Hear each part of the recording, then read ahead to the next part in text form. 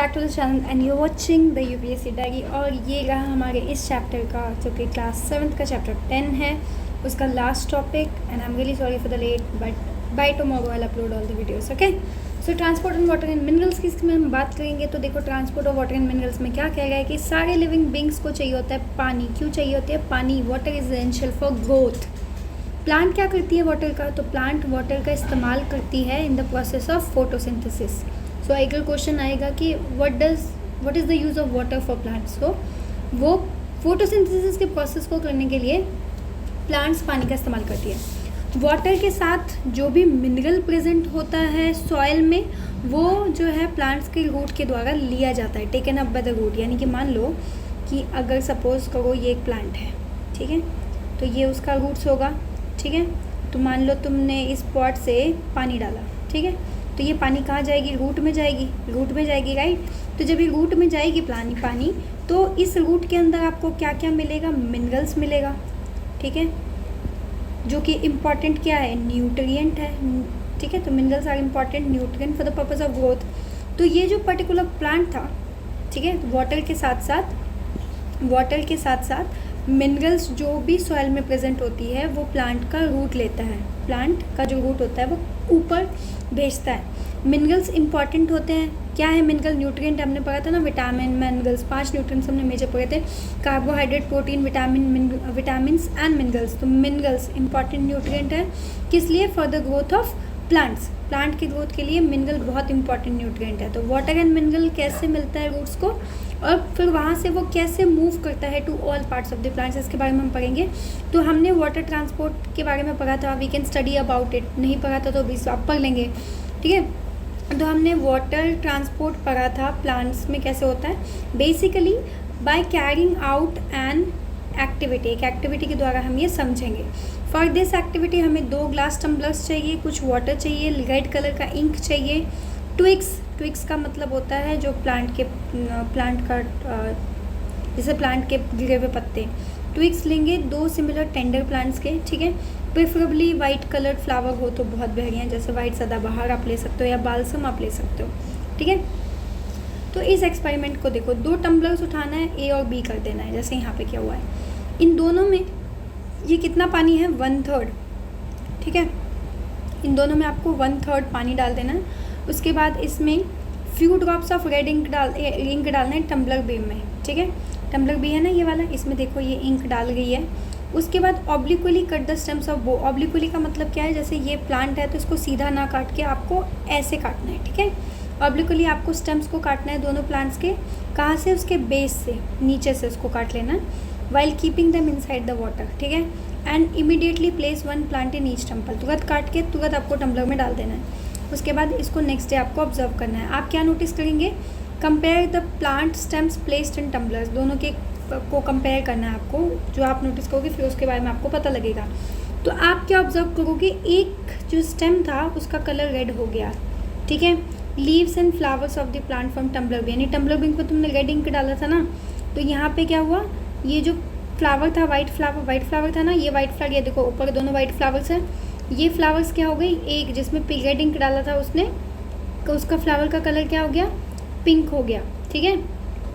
Show the plants after 1 day, एक दिन के बाद इसको देखो, कंपेयर करो plants in figure 10.7 C with the figure 10.7 D. C और डी इनको कंपेयर करना है। Red colour is visible in the stem, ये देख लो स्टेम, इसमें आपको रेड कलर विजिबल होगा।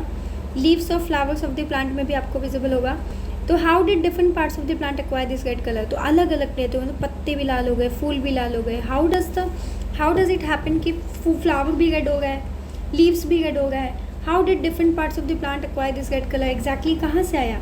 Cut the stem from the upper part of the plant that is not immersed in the red coloured water. कह रहा है कि स्टेम को आपने काट देना है, ऊपर के उस स्टेम का जो ऊपर का पार्ट है उसको काट देना है, प्लांट के अपर पार्ट को। मतलब स्टेम जो है, सिंपल समझो, अगर थोड़ा कन्फ्यूजन लग रहा है तो आपको स्टेम काट करना है प्लांट के ऊपर के हिस्से से, that is not immersed in the red coloured water. यानी इतने हिस्से को आप काट दो, ठीक है। एक सेकंड मैं इसे इरेज कर देती हूँ। जैसे ये है ना, इसका ऊपर का जो हिस्सा पानी में नहीं है उसको काट दो, ठीक है। Observe the cut stems using a magnifying glass. एक ग्लास लो, मैग्नीफाइंग ग्लास, उससे ऑब्जर्व करो। आप इसमें रेड कलर की स्पॉट्स देखोगे स्टेम में। How does the red colour ink move upward, कैसे इन स्टेप्स में रेड कलर के इंक्स जो आपको जो दिखेंगे मैग्नीफाइंग ग्लास में, जैसे मान लो ये स्टेम है सपोज, तो इसमें आपको एक मिनट दूसरे कलर से बना लेती हूँ, ज़्यादा समझ आएगा।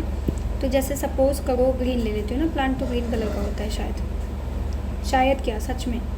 तो ये मान लो स्टेम है, जब आप इसको मैग्नीफाइंग ग्लास में देखोगे तो आपको इसमें कई जगह पे रेड स्टेम्स दिखेगा। ये रेड स्टेम्स आपको क्यों दिख रहा है, इसका मतलब प्लांट का ये स्टेम है तो रूट तो इधर होगा, ठीक है। तो आपने तो स्टेम में पानी डाला था, मान लो ये ग्लास टम्बलर है अगर, तो आपने तो यहाँ तक पानी डाला था, तो स्टेम्स में रेड कलर कैसे हुआ, ऊपर मूवमेंट जो है रेड कलर का इंक आपने यहाँ डाला था, अगर इंक यहाँ डाला था तो ये ऊपर मूवमेंट कैसे हुआ, बिकॉज इस पर्टिकुलर स्टेम के अंदर पतली पतली कुछ ट्यूब्स होती हैं जिसको हम कहते हैं xylem. So what is xylem, thin tube like structure present in the plant stem is called xylem, ठीक है। तो thin tube like structure present in the stem, branches में भी प्रेजेंट होती है, लीव्स में भी प्रेजेंट होती है, हर जगह प्लांट के हर हिस्से में आपको जाइलम दिखेगा। Just like red ink mineral dissolve in water, जैसे रेड इंक इसमें डिजॉल्व हुआ ऊपर पहुंच गया, वैसे ही पानी के अंदर मिनरल घुल जाता है और उसके बाद जाइलम की मदद से, जाइलम एक समझ लो तुम आरओ वाला है, जाइलम आरओ वाला है क्योंकि इसका काम है वाटर एंड मिनरल्स को डिलीवर करना। तो जाइलम जो थिन ट्यूब था, इस ट्यूब में क्या हुआ, इस ट्यूब के माध्यम से with the help of this tube the water and mineral move up to the stem. Very simple, ठीक है। अब हमें समझ में आया कि water and minerals are transported to the leaves and other parts of the plant through the xylem, ठीक है। The water transported through the xylem is use to perform various function, अलग अलग फंक्शंस होते हैं इसको। अब क्वेश्चन आता है कि how does food get transported to other parts, तो पानी तो मैंने बता दिया जाइलम के थ्रू होता है which is a thin tube. Exam में सिंपल क्वेश्चन आ सकता है, how does water gets transported, so water in plants get transported through a thin tube like structure called xylem present in leaves, present in branches, present in stem. Talking about transport of food, हमने ये तो पढ़ लिया कि पानी transport होता है, ठीक है। देख लो ये फ्लोएम है, ये जाइलम है, ठीक है। अब in last view of cut end of the twig, ये दिखा रहा था इसमें। अब हम पढ़ेंगे फूड कैसे ट्रांसपोर्ट होता है। तो हमें पता है कि leaves are the primary site for photosynthesis, याद रखना हमारा खाना किचन में बनता है, तो प्लांट का खाना कहाँ बनता है, लीव्स में, that is way food factory भी कहलाते हैं। जो भी फूड प्रिपेयर्ड होता है प्लांट्स के द्वारा, what ever food is prepared by the plant in the leaves, वो कहाँ से ट्रांसपोर्ट होता है, to all part of the plant. यहाँ पे तो खाना बन गया, ठीक है, इस लीफ में मान लो खाना बना, तो इसको कैसे मिलेगा, इस भैया को कहाँ कैसे मिलेगा, इस बेचारे गोलू मोलू को, मोटू बोल देती हूँ, चलो गोलू मोलू तो नहीं लग रहा, यहाँ कैसे पहुँचेगा, तो यहाँ पे ट्रांसपोर्ट होगा other set of again thin, एक और पतली सी ट्यूब लाइक स्ट्रक्चर है जिसको कहते हैं फ्लोएम। तो दो ट्यूब लाइक स्ट्रक्चर होती है, जाइलम पानी पहुँचाता है क्योंकि वो तो आगे वाले भैया है, और फ्लोएम फूड पहुँचाता है क्योंकि वो तो स्विगी जोमेटो कुछ भी कह लो जो तुम्हारा मन करे, ठीक है। तो जो फूड है वो ट्रांसपोर्ट होता है और उसके बाद कभी कभी इसको स्टोर भी किया जाता है in some other parts of the plant. जैसे टेक्निकली फ्लोएम का काम क्या है, टू ट्रांसपोर्ट द फूड, ठीक है।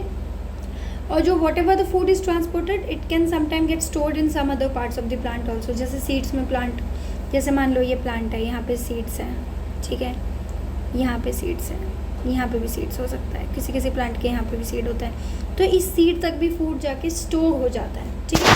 रूट्स में भी स्टोर हो जाता है फूड, ओके। अब अगला क्वेश्चन है, डू प्लांट रेस्पायर। तो हमने साइंस के वो क्लास 6 में पढ़ा था, लिविंग क्रिएचर्स, देखोगे इसी पर्टिकुलर आपको यूट्यूब चैनल पर मिल जाएगा ये वाला chapter, living creatures exploring their characteristics. हमने पढ़ा था कि लिविंग बींग्स रेस्पायर करते हैं। What is the meaning of respire, to breathe, ठीक है। Chemical process of breathing is called respiration, ठीक है। तो आप कह रहे कि मूंग बीन यानी मूंग की कुछ दाल जो है, मूंग की कुछ सीड्स लेना है, उसको सोक करना है, भिगा के रात भर अपने ओवरनाइट उसको रख देना है। उसके बाद put a layer of cotton in conical flask and moisten the cotton with water to keep it wet, understanding. उसके बाद सोक्ड सीड को जो है प्लेस करना है with a wet cotton in the conical flask. Mouth को cover कर दो कॉनिकल फ्लास्क का with a cork having 2 holes, यहाँ पे देखो ना 2 होल्स है, this one. First tubes A and B through the 2 hole, fit करो ट्यूब ए और बी को इन दोनों होल्स में, ये होल है ना, यहाँ पे फिट करना है, ठीक है।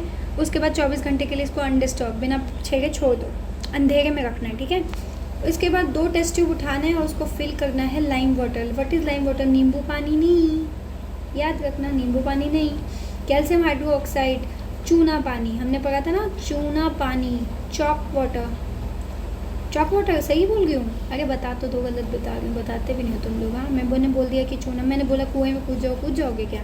चूना पानी, ठीक है, ठीक है, इसको लाइम वाटर कहते हैं। कवर करना है माउथ ऑफ 1 टेस्ट ट्यूब, या देख लो कवर कर रखा है विद अ कॉक having 1 hole in it. Dip करो 1 ग्लास, ए गिम्बल क्या कर रहे हैं? I am so sorry. Dip करना है इसमें 1 glass tube in the test tube through a hole in the cock. Connect the flask and test tube with a rubber pipe as shown in figure 10.9। इस activity को अगर थोड़ा tough लग रहा है तो मैं ईजी करके बताती हूँ। तो उसको मैं आसान शब्द में आपको यहाँ पे लिख रही हूँ, अगर लिखने का मन हो तो लिख सकते हो आप। तो स्टेप 1 क्या बता रहा था ये तुम्हें? स्टेप 1 बच्चे ये बता रहा था कि सोक करो। क्या सोक करो? बीन सीड्स, मूंग की बीन की सीड्स को सोक करना है, ठीक है। कैसे?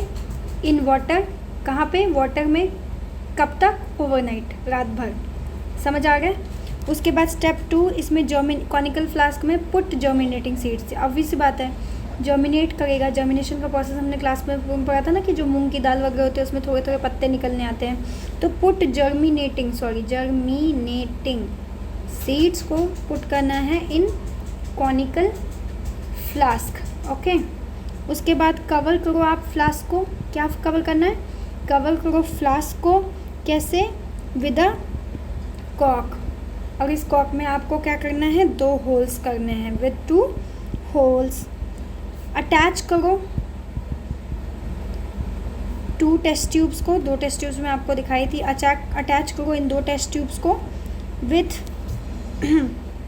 Attach 2 test tubes in the, या इन बोलो या फिर टू दी होल्स लिख लो। चलो टू द होल्स लिख लो, ठीक है। वैसे ये क्वेश्चन आएगा नहीं बट तुम्हें समझ आया इसलिए मैंने ईजी कर दिया। Attach 2 test tubes to the hole. उसके बाद इसमें क्या करो? नंबर 5, फिल करो टेस्ट ट्यूब। किससे फिल करोगे? नमक पानी से नहीं, फिल करना है test tube with lime water, ठीक है, चूने पानी से। एंड देन उसके बाद keep it in dark for 24 hours. कहाँ कैसे रखना है? Keep it in dark for 24 hours. उसके बाद आपने ऑब्जर्वेशन लिखना है। क्या ऑब्जर्वेशन आएगी आपकी? बताओ। हाँ, ऑब्जर्वेशन ये आएगी कि लाइम वाटर मिल्की हो जाएगा। Lime water turns milky, that show. तो मिल्की होने से हमको पता है क्या लगता है? ये पता लगता है कि प्लांट रिलीज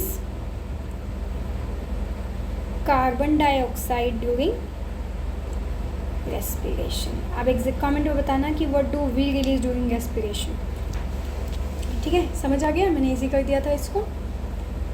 तो ये था compare both the test tube for any change in colour, ठीक है। Does the lime water turn milky? Yes, in both the test tubes. Why does the lime water turn milky in test tube connected to the flask? सिर्फ जो flask में connected है, क्योंकि रात को रखा है ना, रात को प्लांट्स छोटी क्या है, ओके। ये सोच के लिखना मुझे कमेंट में। Lime water turns milky due to the presence of more carbon dioxide in the flask. Flask में ज़्यादा कार्बन डाइऑक्साइड प्रेजेंट है, इसीलिए लाइम वाटर मिल्की हो गया। पर ये कार्बन डाइऑक्साइड आया कहाँ से? क्योंकि हमें पता है कि कार्बन डाइऑक्साइड नेचुरली प्रेजेंट होता है स्मॉल क्वांटिटीज़ में हवा में। इन the flask additional carbon dioxide produce हुआ बाय द सीड्स, क्योंकि वो रेस्पायर कर रही थी। सीड्स थे ना उसके अंदर, मूंग सीड्स ली थी ना आपने, बीन सीड्स, तो वो भी तो सांस ले रहे थे। सांस ले रहे थे तो क्या छोड़ रहे थे? कार्बन डाइऑक्साइड रिलीज कर रहे थे। तो याद रखना, ड्यूरिंग रेस्पिरेशन ग्लूकोज टूट जाता है in the presence of oxygen. During respiration, सांस लेने की प्रक्रिया में, when the plants are respiring, glucose किस में टूटेगा? ग्लूकोज ब्रेक हो जाएगा, ऑक्सीजन के प्रेजेंस में कार्बन डाइऑक्साइड रिलीज़ करेगा, वाटर और एनर्जी रिलीज़ करेगा। जिसको यहाँ पे बहुत ही आसान शब्दों समझा है कि during respiration glucose is broken down in the presence, oxygen के प्रेजेंस में ग्लूकोज टूटेगा और carbon dioxide plus water plus energy ये रिलीज़ करेगा। जो एनर्जी प्रोड्यूस्ड हुई रेस्पिरेशन के द्वारा is used by the plants for their growth and development. ये एनर्जी जो प्रोड्यूस हुआ है रेस्पिरेशन में, जो कार्बन डाइऑक्साइड वाटर एनर्जी, ये जो पर्टिकुलर एनर्जी आपको दिख रहा है, ये जो रिलीज़ हुआ, ठीक है, ये प्लांट के द्वारा ग्रोथ एंड डेवलपमेंट में काम आएगा। All parts of all parts of a plant green और non green carry out respiration. समझ गए? डजेंट मैटर प्लांट हरा है या काला है या नीला है, ठीक है, ग्रीन पार्ट है उसका प्लांट का या नॉन ग्रीन है, उन सब जगहों पे रेस्पिरेशन होगा। यानी फ्लावर का कलर वाइट है तो क्या फ्लावर रेस्पायर नहीं करेगा? बिल्कुल, plant is a living organism, तो फ्लावर भी तो उसका हिस्सा है, वो भी रेस्पायर करेगा। तो अभी क्या समझ में आया? Plants have different mechanism for synthesising, ठीक है, टू सिंथेसाइज करने के लिए प्लांट्स के पास अलग अलग मैकेनिज्म होता है, ट्रांसपोर्टिंग के लिए भी और फूड को यूटिलाइज करने के लिए भी, ताकि उसे एनर्जी मिले। That's all in a natural. आपको क्या समझ में आया कि living organism require food that provide energy for their growth and development. Plant carbon dioxide का यूज़ करती है एंड वाटर का यूज़ करती है in the presence of sunlight and chlorophyll, ताकि वो ग्लूकोज प्रोड्यूस कर सके और ऑक्सीजन प्रोड्यूस कर सके। इसको फोटोसिंथेसिस का प्रोसेस करते हैं। हमने पढ़ा कि लीव्स फूड फैक्ट्रीज होते हैं प्लांट के। हमने पढ़ा कि लीव्स में टाइनी पोर्स, छोटे छोटे होल्स होते हैं जिसको स्टोमेटा कहते हैं हम, जिसके कारण ऑक्सीजन एंड कार्बन डाइऑक्साइड का एक्सचेंज होता है फोटोसिंथेसिस एंड रेस्पिरेशन के टाइम में।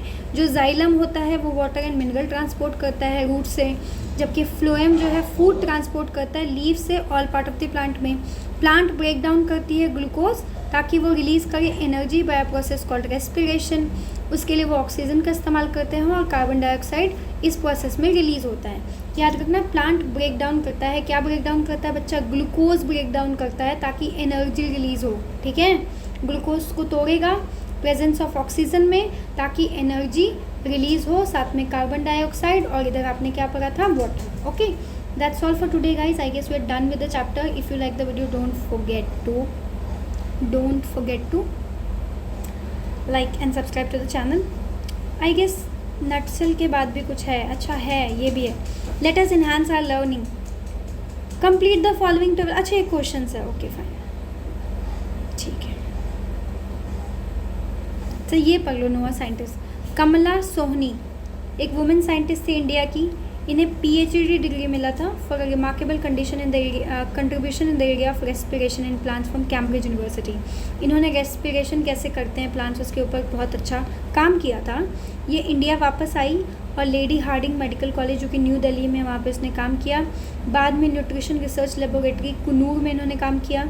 उसके बाद ये जो है royal institute of science Bombay चली गई, जहाँ पे ये डायरेक्टर के तौर पे अपॉइंट हुई। ज़्यादातर जो इनकी वर्क है, it helped her to improve the nutritive value of plant foods, कि प्लांट के फूड में कैसे कैसे न्यूट्रिशंस पाए जाते हैं। इन्होंने कोकोनट के पाम पे के सैप पे भी काम किया था कि वो किस तरीके से न्यूट्रिटिव ड्रिंक बन सकती है, जिसको हम नीर कहते हैं, ठीक है। तो एग्जाम आ सकता है, who worked on the sap of the coconut palm which is called neera, तो इट इज़ कमला सोहनी, ठीक है। I guess that's all for today guys. Thank you so much for watching. Love you all, and don't forget to like and subscribe to the channel.